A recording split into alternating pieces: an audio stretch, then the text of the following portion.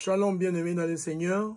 Shalom, de partout où vous êtes, vous que nous suivez, que Dieu vous bénisse en Saint Jésus.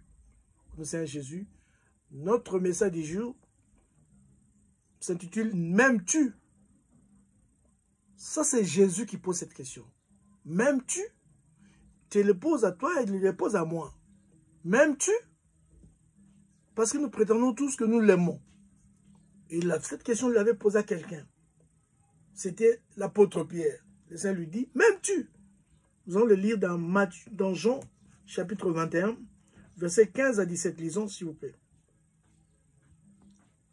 Après qu'ils eurent mangé, Jésus dit à Simon-Pierre, « Simon, fils de Jonas, m'aimes-tu plus que de même ceux-ci » Il lui répondit, « Oui, Seigneur, tu sais que je t'aime. » Jésus lui dit, « Paie mes agneaux. » Il lui dit une seconde fois, « Simon, fils de Jonas, m'aimes-tu » Pierre lui répondit, « Oui, Seigneur, tu sais que je t'aime. » Jésus lui dit, « Paie mes brebis. » Et il lui dit pour la troisième fois, « Simon, fils de Jonas, m'aimes-tu » Pierre fut attristé de ce qu'il lui avait dit pour la troisième fois. « M'aimes-tu » Et il lui répondit, « Seigneur, tu sais toutes choses, tu sais que je t'aime. » Jésus lui dit, « Paie mes brebis. » Bien, Seigneur, que Dieu vous bénisse. Shalom, shalom, que Dieu vous bénisse.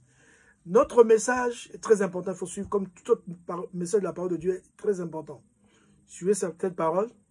Vous verrez, bien aimé, que Jésus demande à Pierre, « M'aimes-tu » Il te demande aussi à toi, il te demande aussi à moi. « M'aimes-tu » Est-ce que nous l'aimons, est-ce que je l'aime? Est-ce que toi, tu l'aimes vraiment? Tu aimes le Seigneur? Oui, tu me diras directement oui. Et il a posé cette question à Pierre, parce qu'il voulait savoir. « M'aimes-tu, Pierre » Simon Pierre.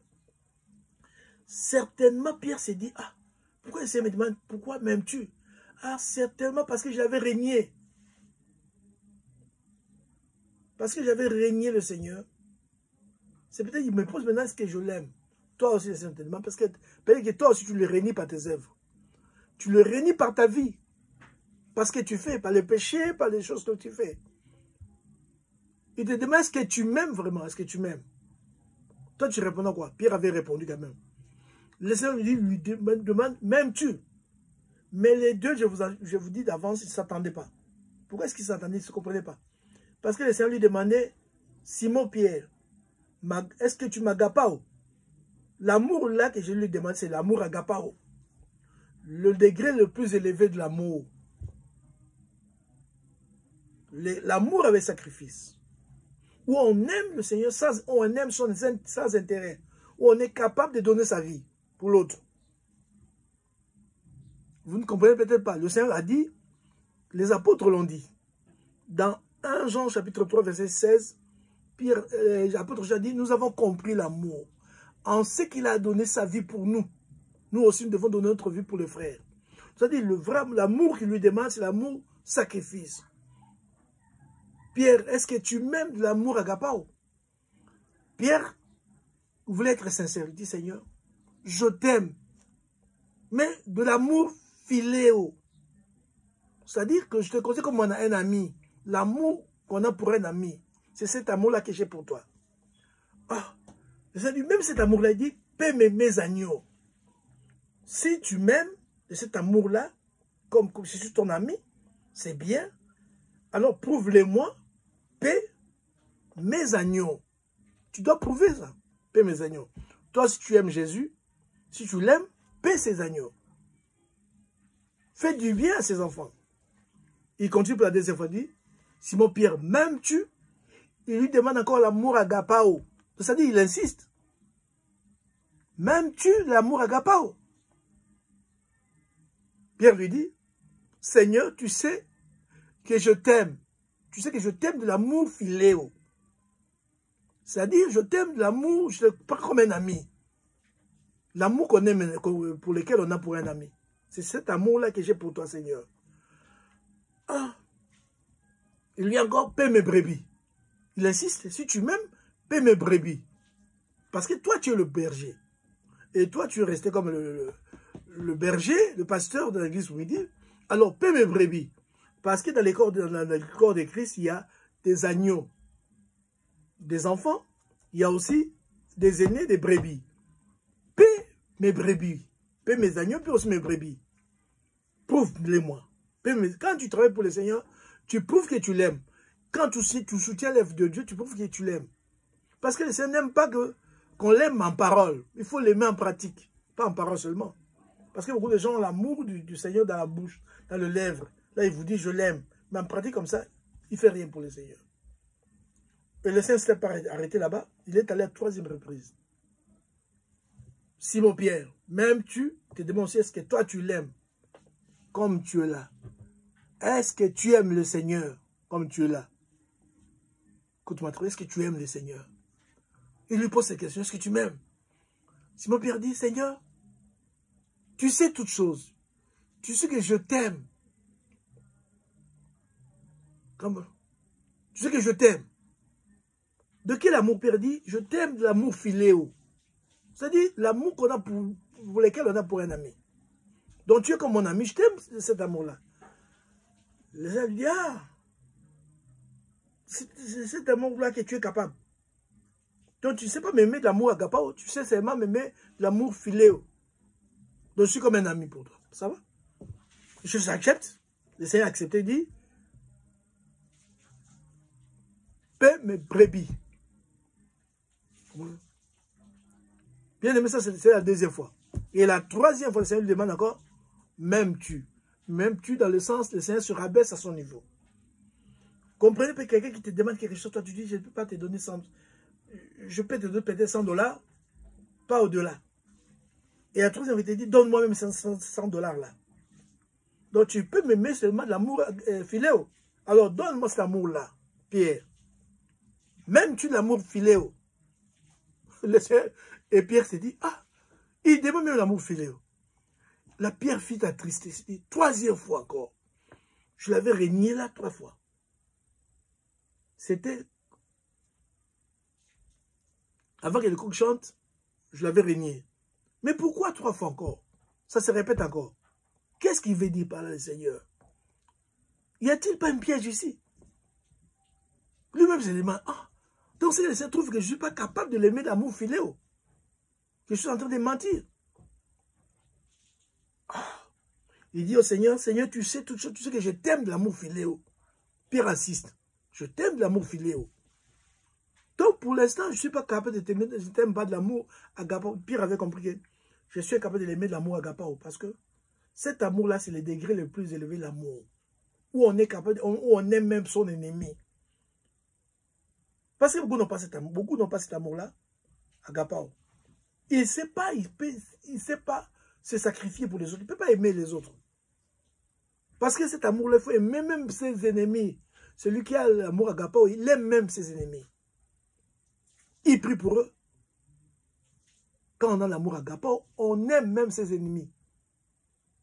Mais Pierre se sent dit, non, moi je ne suis pas capable de cet amour-là, Seigneur.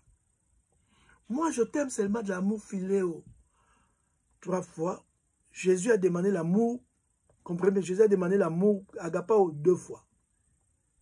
Pierre a été incapable. Pierre disait toujours que moi je t'aime l'amour philéo.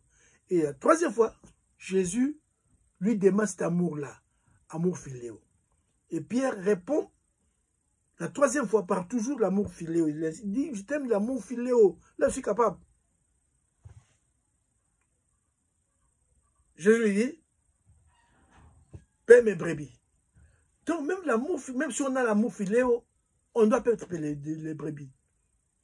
Même si tu m'aimes l'amour qu'on a pour un ami, donc il faut paître mes brebis, il faut me l'éprouver. Bien aimé, le Seigneur te demande à toi de prouver que tu l'aimes. Prouve-le que tu l'aimes.